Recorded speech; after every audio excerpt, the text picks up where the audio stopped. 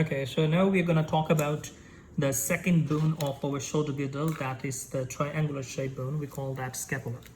Scapula is a large, flat, triangular shaped bone with the three angles, the three borders, two surfaces, and the three processes. So let me explain each angle one by one. So we got here the three angles. This is the superior angle. This is the inferior angle. And here we go to the lateral angle, where we go to the glenoid cavity. We got the three borders: superior border, which is a little bit sharp and thin. We got the middle border, also sharp and thin, and the lateral border. And lateral border is a little bit thick due to the attachment of a lot of muscles here. We got the two surfaces. In the two surfaces, we got anteriorly. This one is facing toward the ribs, so we call that costal surface, also known as the anterior or the ventral surface. And the back side here, posteriorly, we got the posterior surface. And this surface is further divided into the two portions with the help of this spine. After a moment, we will talk about it.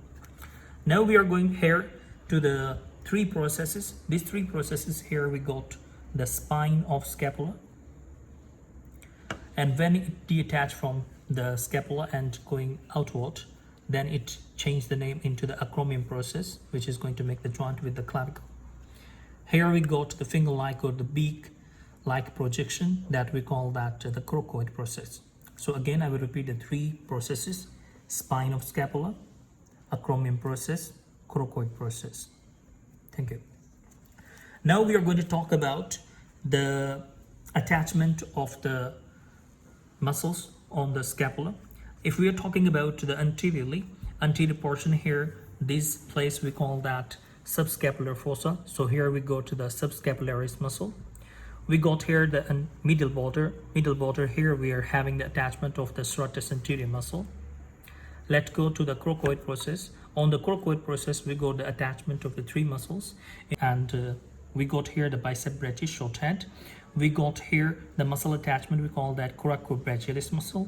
We got here the muscle attachment from the thoracic cage, we call that pectoralis minor muscle. So the three muscles we got here. This is the glenoid cavity, and here we are having the glenohumeral joint, which is making with the head of the humerus. And at this place, above and below the glenoid cavity, we got the two muscles attachment.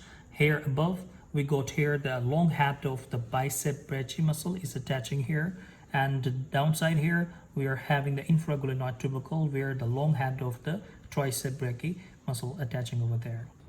At the glenohumeral joint here anteriorly, we are having the ligament joining these two names together. We call that the glenohumeral ligament. The glenohumeral ligament anteriorly is having the three parts: superior, middle, and the inferior.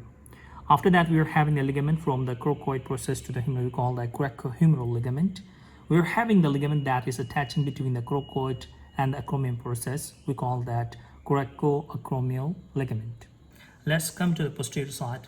At the posterior side here, we got here the very prominent spine. Above this portion, the spine, we got here the attachment of the deltoid muscle here, and superiorly at this place, we are having the attachment of the trapezius muscle.